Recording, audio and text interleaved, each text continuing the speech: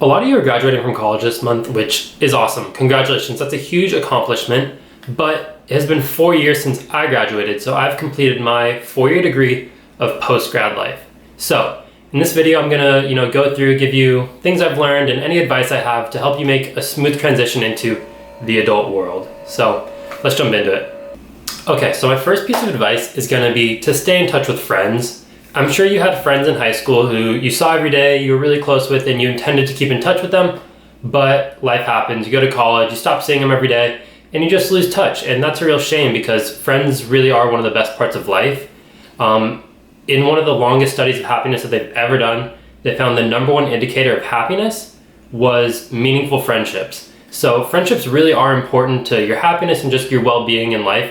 So just try your best to keep those friends from college. Yes, things will be different when you're not seeing them every day, but if you put a little bit of effort in, it won't be too difficult to stay in touch with them. And honestly, it's a really important skill to develop because not a lot of people are really good at staying in touch with people. So if you can be that person who, is reaching out to people and connecting and making sure that you guys stay in touch, people will really appreciate that. And also they'll try to start reciprocating it to you.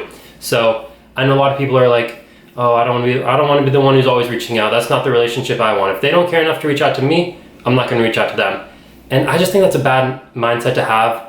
Who cares about that? Like, who cares? As long as you're staying in touch and keeping that relationship alive, I think that's all that matters. Some people, a lot of people, just aren't good at reaching out to people and staying in touch. So if you can do that, don't worry about the fact that they're not reaching out to you. Hopefully, eventually they'll, get on board and start reaching out to you too. But if they don't, whatever, they're still a friend, you're keeping in touch with them, and at the end of the day, you should be happy about that. But yes, like I said, it will take some effort, but it's very worth it. Like I said, the study on happiness, and also who doesn't love friends? So please try your best to stay in touch with them. All right, number 2, I'm gonna say be bold and take risks. If you're young coming out of college, you have a whole life ahead of you. Take advantage of that, because when you're young, you can take risks, because if they don't work out, oh well, you still have a lot of time to figure stuff out. Whereas if you're in your 50s or something, you take a risk, that could really cause a lot of problems. If you take a risk investing, like that really, it could throw off your whole retirement. But if you do it while you're young and just out of college, you have a lot of time to recover. But I'm not saying just go be stupid, do anything. I'm just saying, don't be afraid to take risks, because if you take a risk when you're 25 and it works out, you're gonna have 35, 40 years of your career left where that's gonna pay off for you. If you take a risk when you're 55, you have like 5 years left where it's like, is that risk even worth it? You don't have that long to enjoy it. So what I'm saying is take the risks early, because you have a long time to enjoy them when they go well. And if they don't go well, you have a long time to fix them. And when I say risks, I'm talking about, go for a different job, that might not work out super well, but is something you're really passionate about. Or try to start your own business, or try some different investments. But like I said, be safe, be considered in everything you do. Don't just, take crazy risks without thinking about it. I'm just saying, don't be afraid to take those risks. Now is the time to do it. It's only going to get harder as you get older. Another thing I'll say is that choices are going to start compounding at a faster rate. Like, your habits are going to start paying dividends sooner.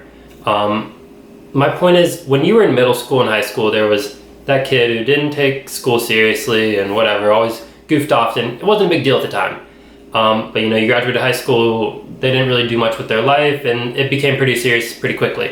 The same thing's going to happen with your good decisions. If you're making the right choices for the first, during college and the first few years out of your career, it's going to set you up well, and it'll only compound from there. So start making good decisions and watch the power of compounding take you where you want to go. And a big part of that is making smart financial decisions. So start creating good financial habits. I know it's really cliche, but I read Rich Dad Poor Dad right when I graduated, and I couldn't recommend it enough. It really just put me in a mindset where I was aware of personal finance and money and things I wasn't really thinking about before.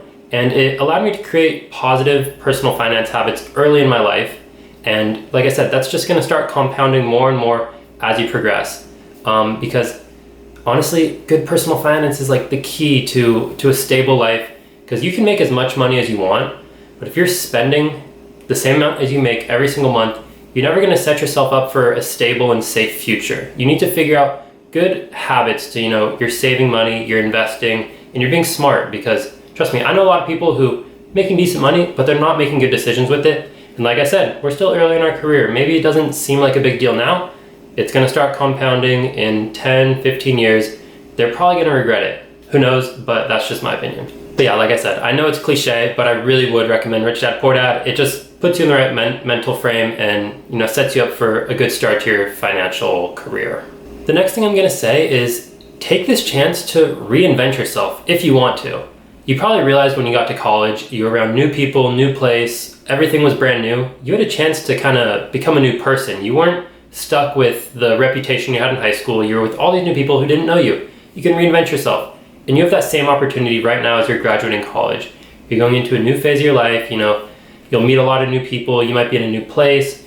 You can really kind of reinvent yourself and discover things about yourself that you've always been interested in, you know, whether it's kind of changing your whole personality, if that's what you want to do, fair enough, your style, your interests, whatever it is, like you have the chance to kind of choose what path you want to go down. And I'd say take advantage of that because you really can always reinvent yourself. Like, it's always an option, but it's much easier in a transition point like this when you're getting into college or leaving college or anything like that. Transitions are really when you can kind of choose your path. So just be aware of that right now. Like, you're in one of those positions where if you choose to, you can, you know, change something about yourself.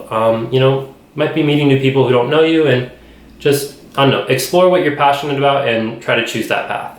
And this kind of leads me on to my next point, which is what you did in college does not define you. Which is good and bad, because if you did amazing things in college, you know, you were great academically, great athlete, made a lot of friends, all that sort of stuff, that's awesome. That's amazing. Good for you. But college is over. You can't just ride off of that forever. You're going to have to, you know, keep working hard to be successful in whatever area you want, whether it's socially, health-wise, or with your work. You're going to have to keep working. It doesn't just end in college because you did well there. You got to keep going. But the same is true with the negative stuff. If you maybe didn't do as well as you wanted in college, whether it was academically or your social life, whatever it was, that's fine. Like I said, you can reinvent yourself. Right now is the chance to, you know, say, okay, I didn't like the way that went. I'm going to make a change. I have the rest of my life ahead of me and I want to make a change. So take advantage of this. Like I said, you're at a perfect point to choose your path. Just think about what you liked in the past, what you didn't like, and consider how you want to take action going forward. Because like I said, what you did in college does not define you for the rest of your life.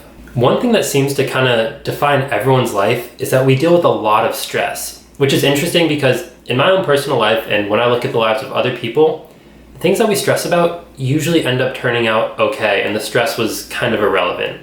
My point is, life turns out okay. Humans are very adaptable creatures. Whatever happens, we usually find a way to make the best out of that situation. There are probably things in your life that you were so stressed about 4 or 5 years ago, like you thought it was life-defining, and the event happened, whatever it was, and whether it was good or bad in the moment, you made the most of it and you moved on. Like, life goes on. Like I said, humans are adaptable. We figure out how to make do with whatever we're given. And one of my favorite quotes is, I one time saw an interview with Tom Hanks where he says, "This too shall pass." And he just tells himself that in good moments and bad moments, this too shall pass. Whatever you're going through, it's going to pass and you're going to have to get on to the next challenge. You're going to have the next high, the next low, whatever it is. This too shall pass. Because like I said, a few years ago, there was something that you thought was life-defining that you were losing so much sleep over, and now you probably can't even remember what it was. Like, these things seem so big in the moment, but looking back, you can kind of connect the dots and say, okay, this went wrong in the moment, but I made it work in the end. So just remember, almost everything works out in the end. And kind of in that same vein, I just want to say, everyone's just figuring it out along the way. In anything they do, no one has anything figured out all the way. Everyone's just figuring it out as you go. This was something I really learned when I got into work, because I started working at an accounting firm, and I was like, oh my gosh, I have so much to learn. Like, these managers and people, how do they know like everything? They're so smart. Like, I'm never gonna get there. But then you get to, you work with them a bit more, you talk to them a bit more, and you see them thinking, and you're like, okay, they're also just working this out. Like, they don't have everything figured out. Like, they're doing the same thing I have to do. Like, obviously they're further ahead, but they're not perfect. They're figuring this out just like I am.